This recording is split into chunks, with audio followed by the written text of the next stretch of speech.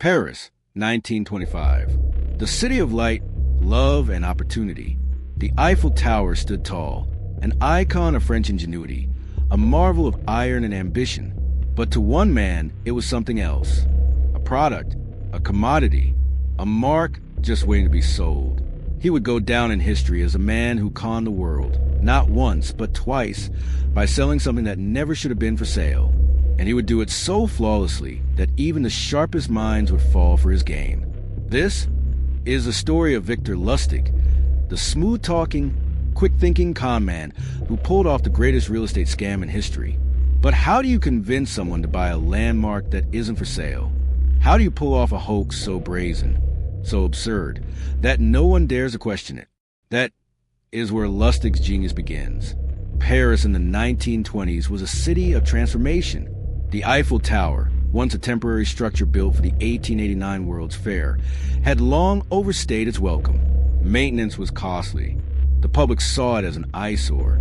Newspapers even speculated about its possible demolition. And that was the loophole Victor Lustig needed. He read the articles. He saw the whispers. He smelled the doubt. And where others saw uncertainty, he saw the perfect illusion. Lustig was not just a con man. He was an artist of deception. He knew that for a scam to work, it couldn't just be plausible. It had to be undeniable. So he became what the moment required, a government official. Lustig, along with his trusted accomplice, created fake government documents, impeccably forged, with official seals and bureaucratic jargon. Then, he reached out to 5 of the most powerful scrap metal dealers in Paris, summoning them to a private, invitation-only meeting at the prestigious Hotel de Crillon. The message? A confidential business opportunity of national importance. When the men arrived, Lustig stood at the head of the table, exuding quiet authority. With carefully measured words, he explained that the French government had decided to dismantle the Eiffel Tower. It was simply too expensive to maintain. But due to the sensitive nature of the project, the sale of its iron framework must be handled discreetly. The businessmen were hooked, not because of the Eiffel Tower itself, but because of what it represented. Thousands of tons of iron, a once-in-a-lifetime deal, a chance to outbid their competitors and make millions. But Lustig wasn't finished. He needed one victim, one man so desperate, so eager, that he would pay without asking too many questions. That man was Andre Poisson, an ambitious but insecure businessman desperate to prove himself in Parisian elite circles. Lustig played on his doubts, subtly implying that the others had more influence, more power. It worked. Poisson begged for the deal. But Lustig had one more move, a final, decisive push that made Poisson's fate inevitable. Bribery. Lustig let it slip that, as a government official, he expected a small personal fee to ensure Poisson won the contract. The request was calculated. It reassured Poisson that everything was legitimate. After all, corruption was common. Why would a con man ask for a bribe? Poisson paid in full. Lustig took the money and vanished. By the time Poisson realized the truth, Lustig was already in Austria, sipping champagne and reading about his own crime in the morning papers. And here's the twist. It wasn't over. Most con men would disappear after a job like this. But Lustig, he was different. He was addicted to the game. Months later, he returned to Paris. Same forged documents. Same invitation. Same 5 businessmen. It worked. Again. But this time, something went wrong. One of the businessmen became suspicious, contacting authorities before the sale was completed. Lustig narrowly escaped, boarding a train to the United States. He had cheated Paris twice, but he wasn't finished with the world. Lustig's greatest skill was always staying one step ahead. But eventually, even Mastermind slipped. In America, he pulled off another legendary scam, printing counterfeit money so perfect that even the Secret Service struggled to detect it.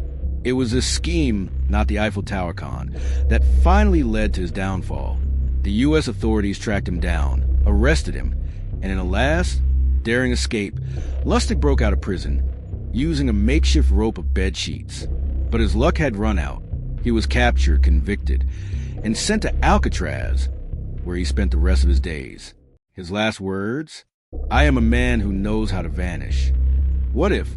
But here's what still puzzles historians. Victor Lustig never revealed where he hid his stolen fortunes. Some believe he left behind coded messages. Others think he had accomplices still out there, spending his fortune. And some whisper that the Eiffel Tower con could still work today, because in the world of deception, history has a way of repeating itself. Would you fall for it? A final trick, or just a beginning? Victor Lustig was a man of illusions, a ghost in the world of crime. He could vanish into thin air, leaving only whispers behind. Or so it seemed, because as he sat in his cell in Alcatraz, staring at the endless gray horizon, something didn't add up. The Secret Service thought they had him. They thought they had unraveled every scheme, counted every stolen dollar. But the truth? They had only scratched the surface. Victor Lustig wasn't just a con man. He was playing a deeper game. Lustig had been locked away, but the government had one problem. His fortune, millions swindled through fraud, cons, and counterfeiting, was nowhere to be found.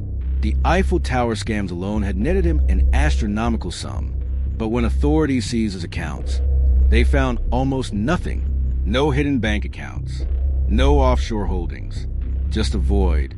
And then there was a note, a single slip of paper found in his belongings at the time of his arrest. It read, "Look where I was, not where I am." At first, investigators dismissed it, but then whispers surfaced from Paris. A new rumor that someone who knew Lustig's secrets had resurfaced, someone who had access to his lost millions. The name was Desiree Moreau. She was beautiful, dangerous, and most importantly, Lustig's former lover, a woman as cunning as he was, the perfect counterpart to a man who thrived on deception. For years, she had been a ghost in his operations, slipping through the cracks unnoticed. But now, her name was surfacing in intelligence reports. And then came the real shocker. Desiree had just bought a chateau in the French countryside, paid for in full, in cash. The setup for a bigger play? The U.S. Secret Service sent agents to Paris, determined to follow the money trail. They assumed Desiree was spending Lustig's stolen fortune. But then they made a discovery that shattered everything they thought they knew. Because it wasn't Lustig's fortune she was spending. It was new money from a fresh con, one just as bold, just as impossible as the Eiffel Tower scam. And this time, it was still happening. Desiree Moreau wasn't just spending old money.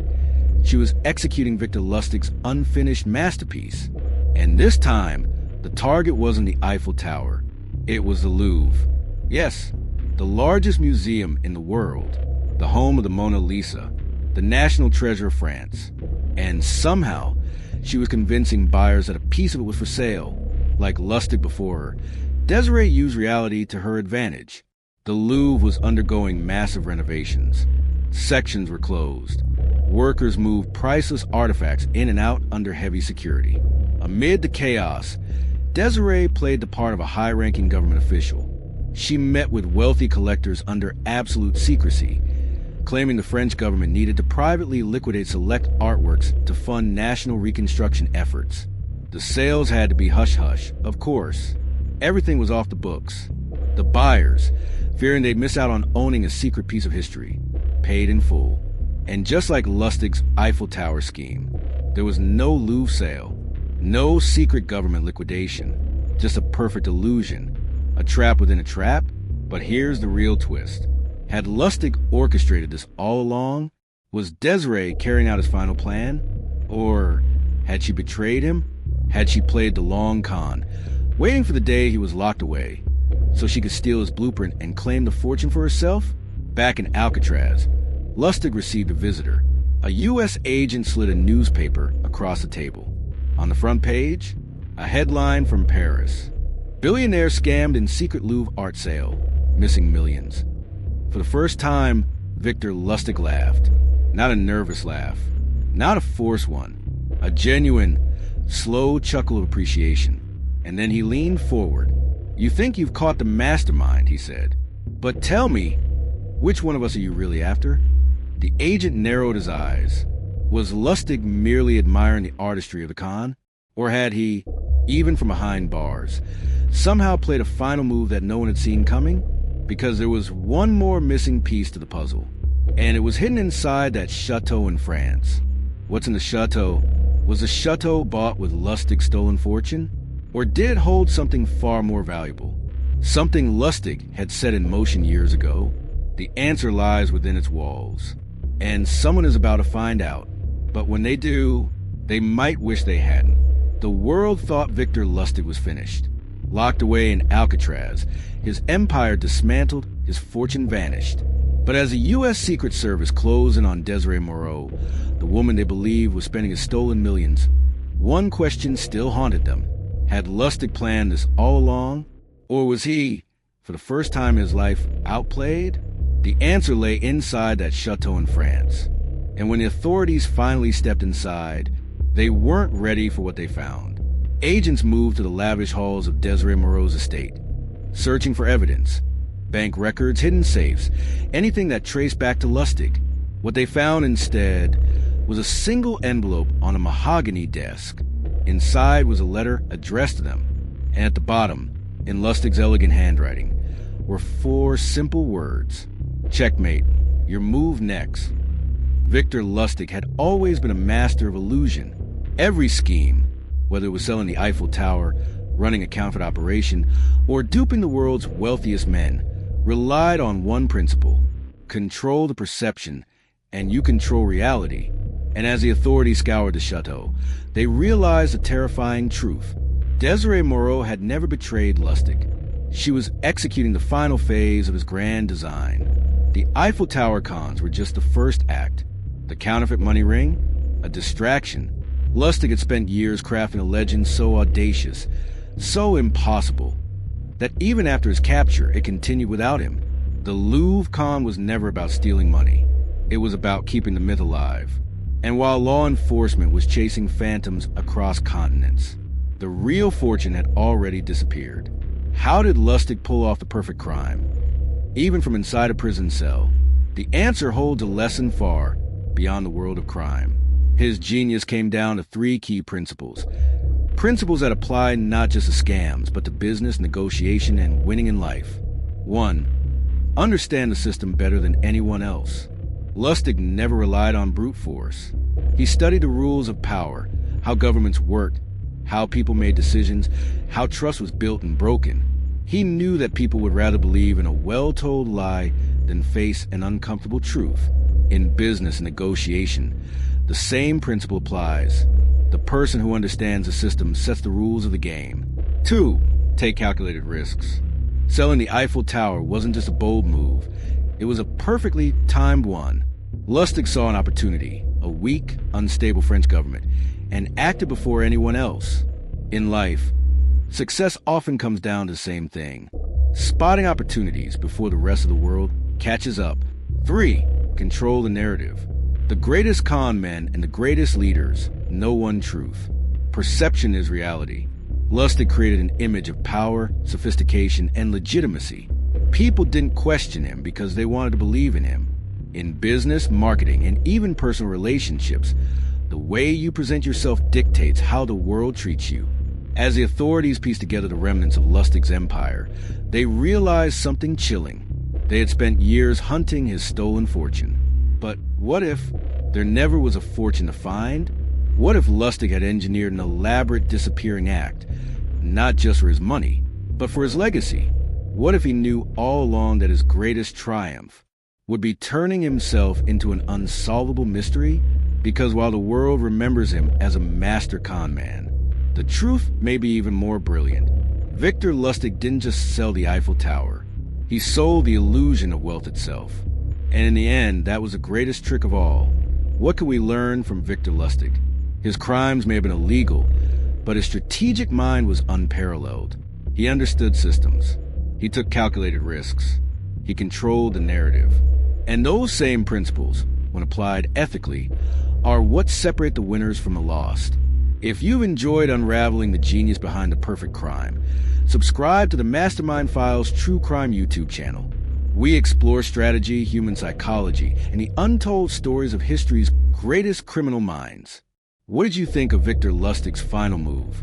Was it a masterstroke or just another con? Comment below. Let's discuss. And don't miss an episode. Subscribe now, because here at the Mastermind Files True Crime, we unravel the genius behind history's greatest crimes.